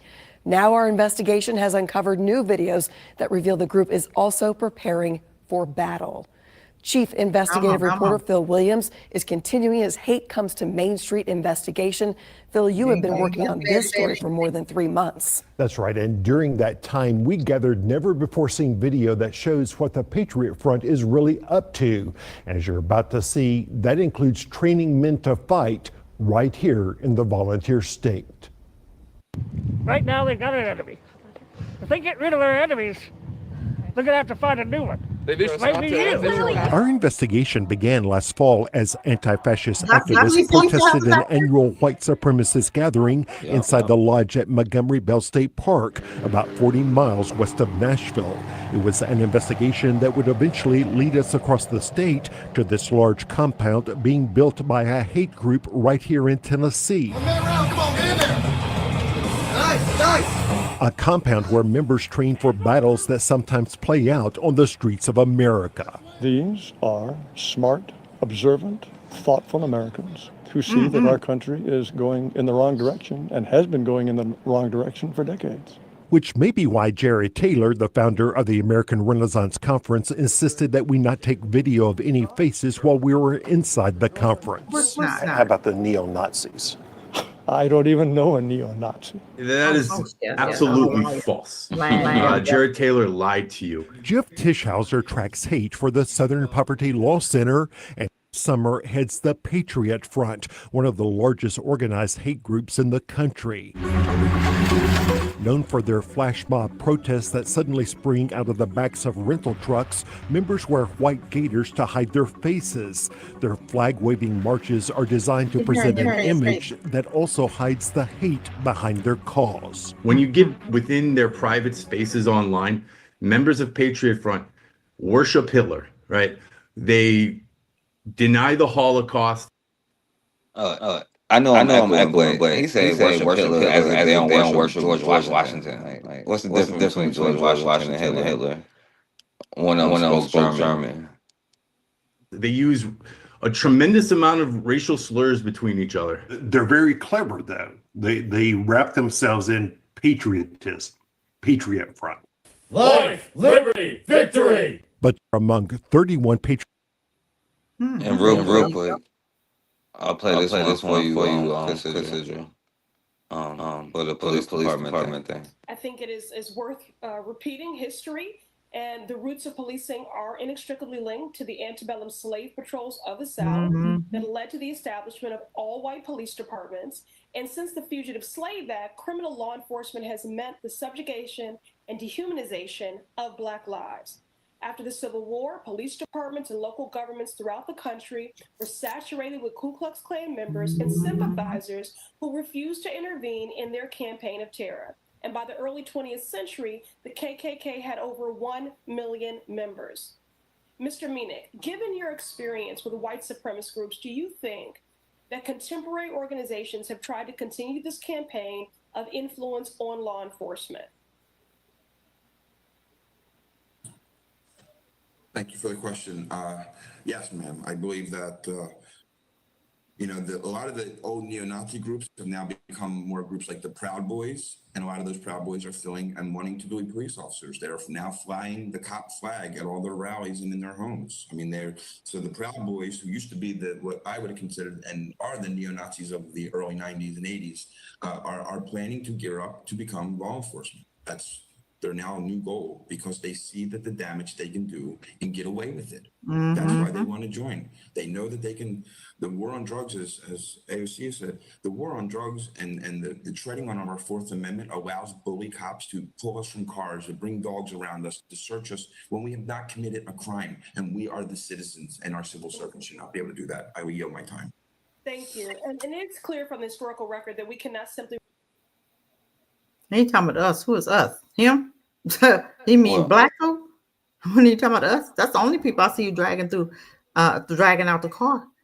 I seen a whole white dude with an AR-15 in his hand, pointing it at police and live. But then you had Rodney's baby running away from police and got shot in the back 4 times. Now let's talk about that. And then you had the nerves to show his dad, and you thought you weren't gonna get no repercussions from that. I'm glad you did, because he got the first one he saw. He didn't care who it was. He saw a uniform. He said, "I don't care who," and he went for the gusto, for the juggler, didn't he? And them crackers was mad. They can get mad all they want. He took one for the road, one for the team. Yeah. And the thing is too, right? And I want you to understand, right? Because it's not just the police. It's I showed you before. It's teachers. It's all of these areas. Every area, judges, doctors, lawyers, nurses. They exist everywhere, and they growing. And guess what? They even on the FBI. They're on the Supreme Court. Your judges, your inmates. Not just your inmates, but your guards. Like you said, teachers, doctors, everybody that can impact your Black life and take your Black life or put you in prison for a very long time, and you did nothing. And ain't nothing you can do about it. They think. And, Go ahead. and I want to say this, right? Because I wanted you to see the part where you see where doing all this training, talking about this flash mob stuff. But that's the important part about what you need to understand about being able to protect yourself anytime, any place. You know, we should be like training and making sure that we have combat, but at least getting out to walk every day so that you're in Yeah. shape. You know, so that you can defend yourself. Yes. All right, and don't go to no bar where you're the only one in there. First Exactly. and foremost, you Go know. to the weapon. When the last time people went to the range? Go to the range. Go to the range. Go and practice.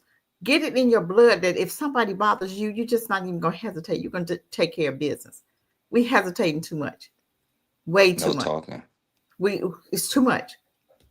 Go and handle your business. They come in your neighborhood, you go and handle your business. They ain't got no business coming in your neighborhood because guess what? I feel threatened. You got your children there and they come walking down, marching. Where was Pookie and Ray Ray at? Pookie and Ray Ray, where were you at in Kansas City with them crackers walking down your streets? Since you want to claim a street, you literally let them disrespect you and come down your street.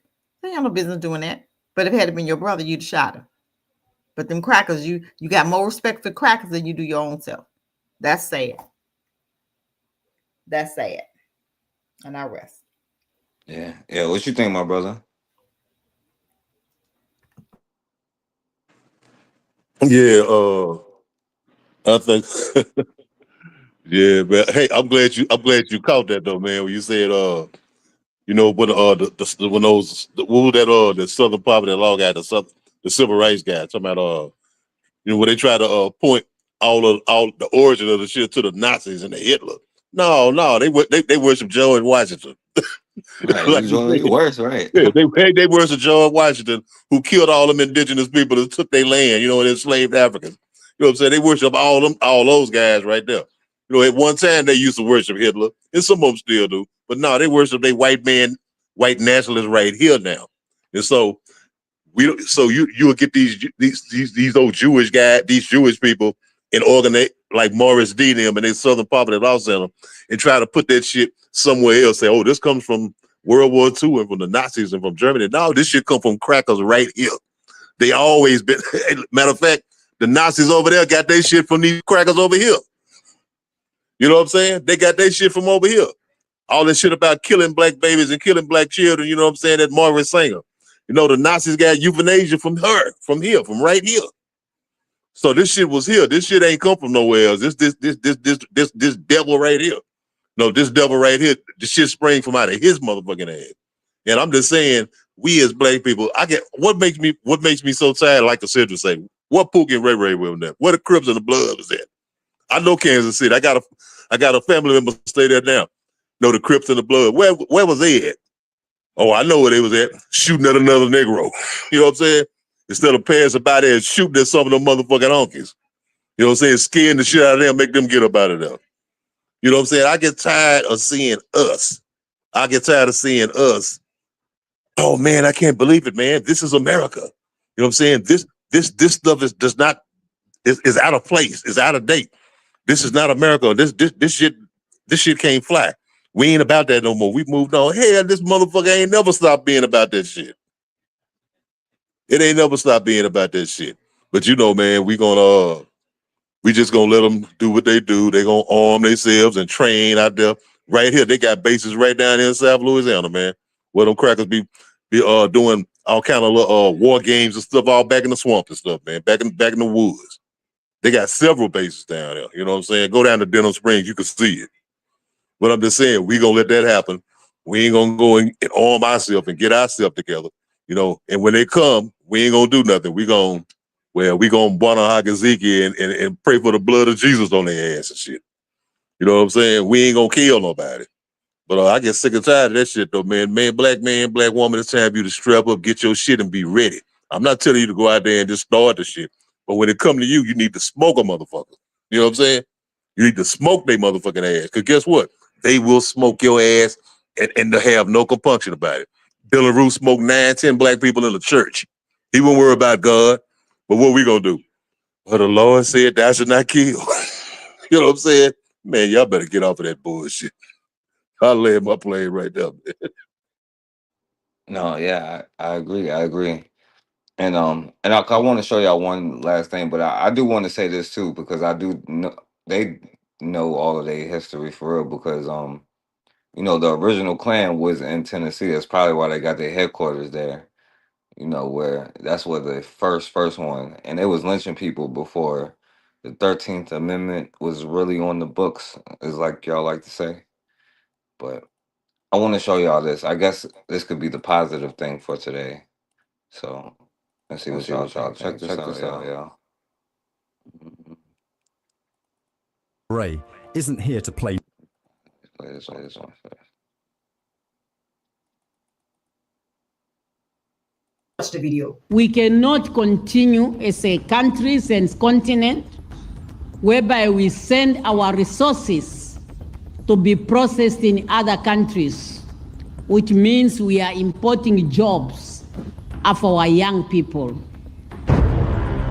Both of our countries are producers of uranium. Namibia in particular, we are third uranium producers in the world. And there's no reason why we cannot talk about nuclear energy. If other countries in the world are using it, why can't we use it? If other continents have done it, why Africa cannot do so? The new emerging industry of oil and gas need to be managed in the manner that maximizes benefit for all Namibians. It's a new industry. It needs closer supervision.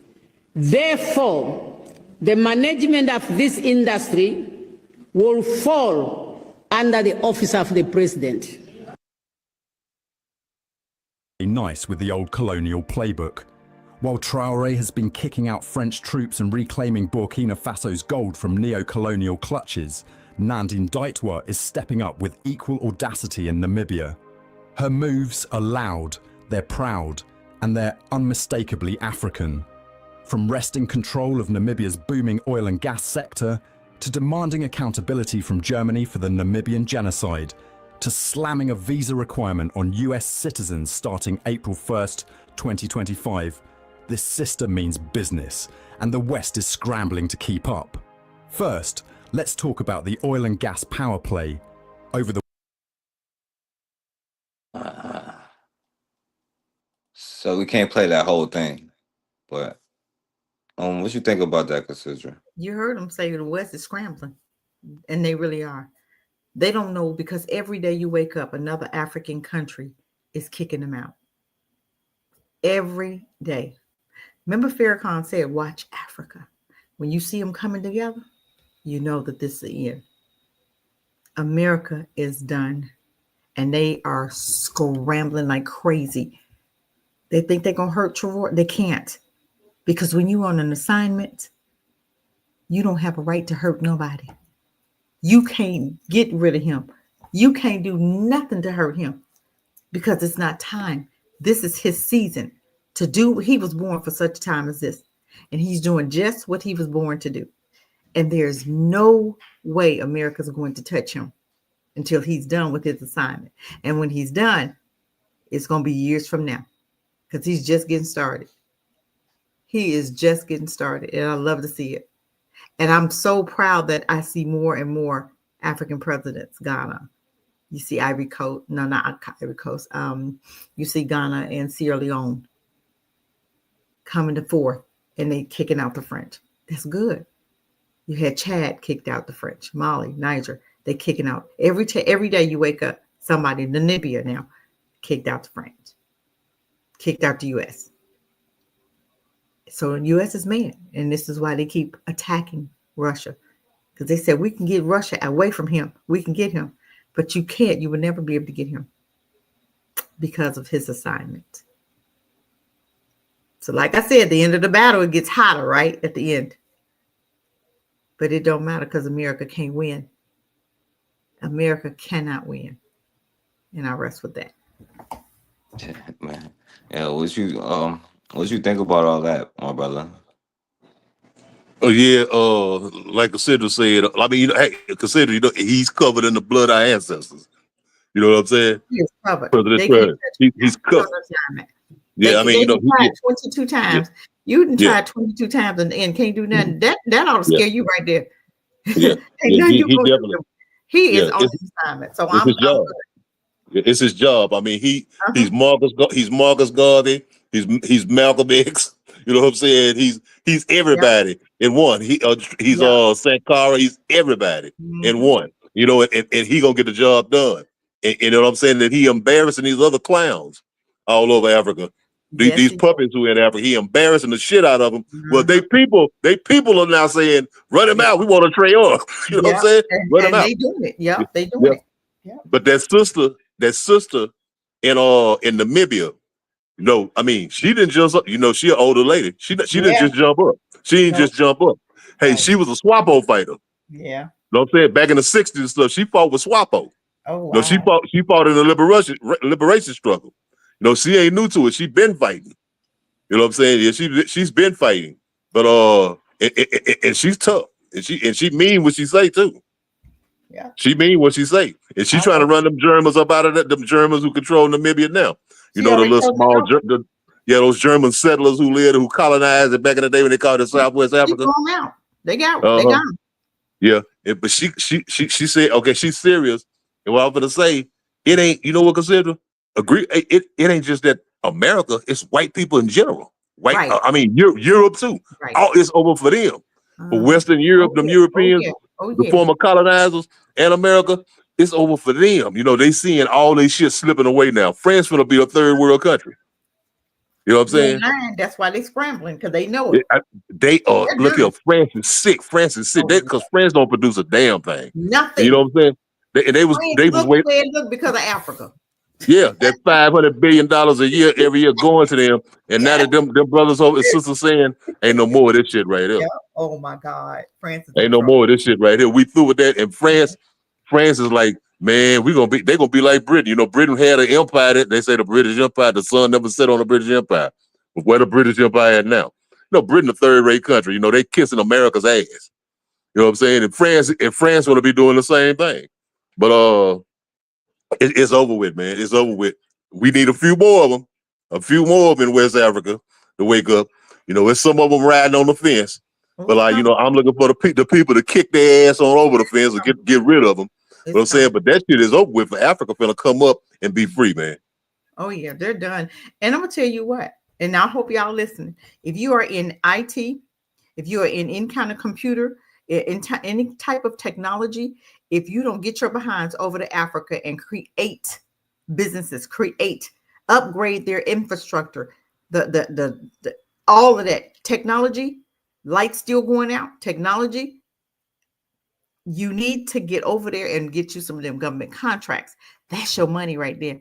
So if you're in AI right now, if you're in cyber, if you're in electronic engineering, get your behind to Africa and get with some of those presidents, those African countries, and get some of them contracts.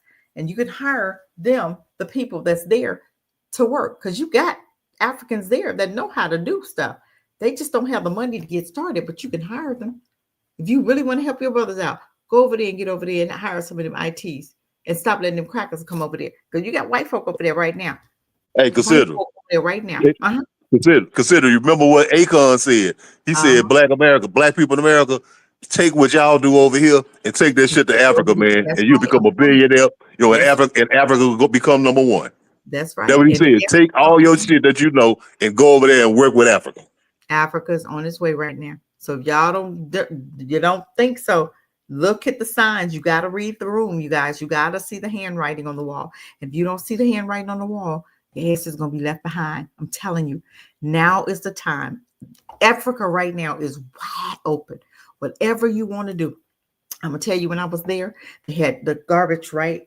It's in a room. They don't have the garbage trucks. Like they don't have like how in apartments, they have like the garbage bin outside. They don't have that there. You can create that. You can get a contract and you can collect the trash, because what they do is they throw it in a room, okay, or one room. Then when they come on trash day, they have a truck, right? But you got guys coming in there out with their hands and they are putting this trash on top of a blue tarp, and they throwing it into the truck. That's double work.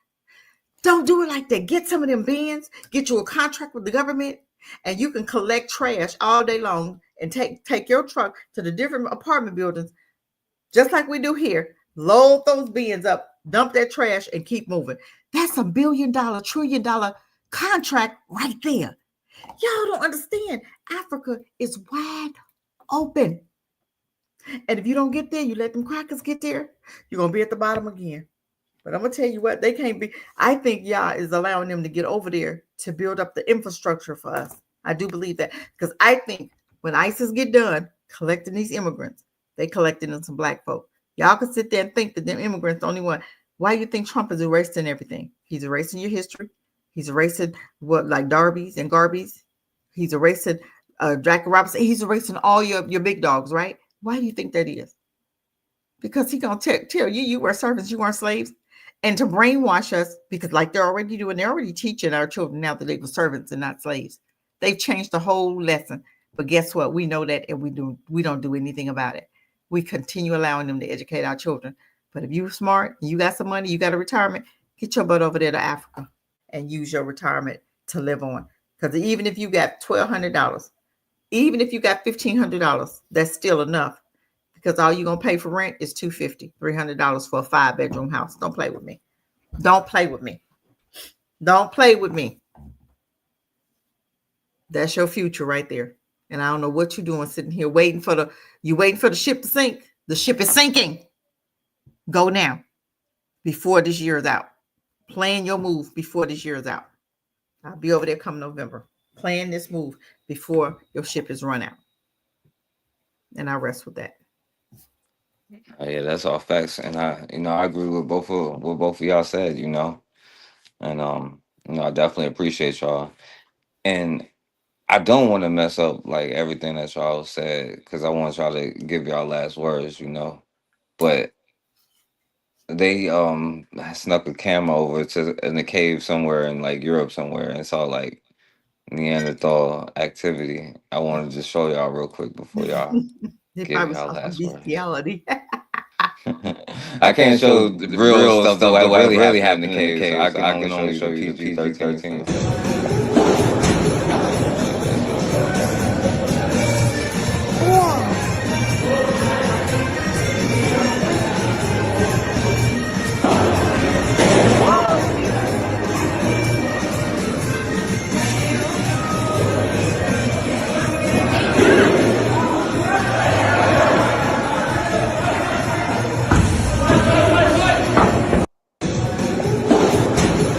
What the hell was that? Did he get a punch in? What the hell was that? What was that? I don't know what they be doing over there. So. They hate each other. They hate each other. If y'all not in the mix, they ain't got nobody fight with each other. Back in the day before black folk came around, they was fighting and killing each other. The FBI told us the white man is the most violent. That's most violent. I hope y'all remember that before y'all mix and mingle and marry them demons.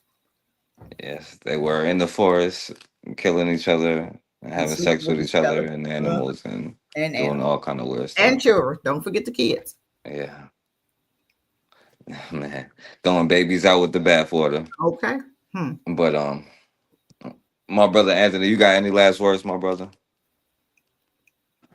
Yeah, man. Hey man, it was a great show, man. It was a great show as usual, man.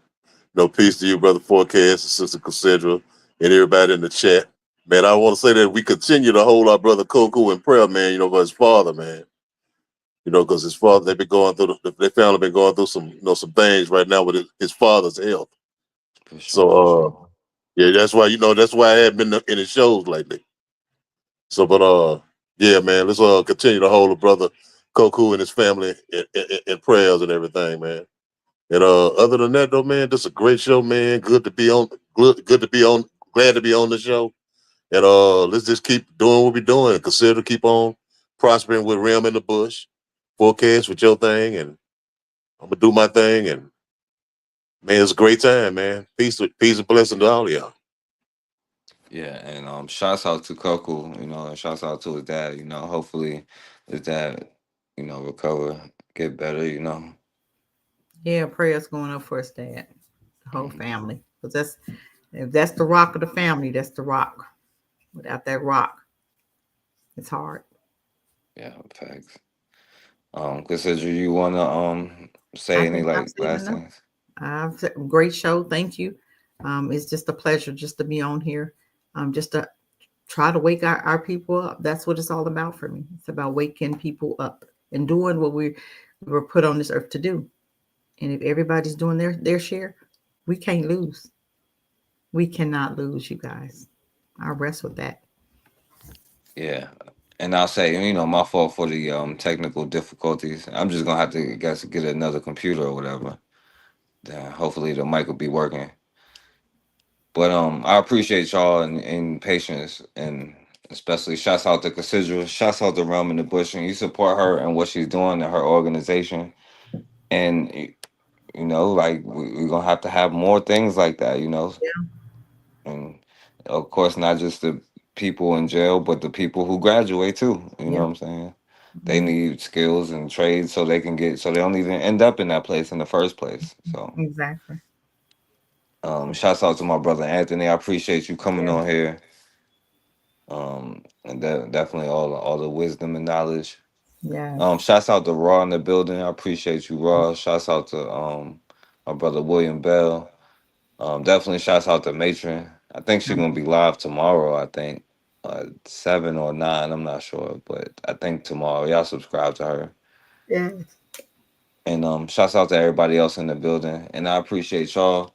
And as always, man, we have got to start standing for something, or we're gonna keep falling for anything. Peace, family.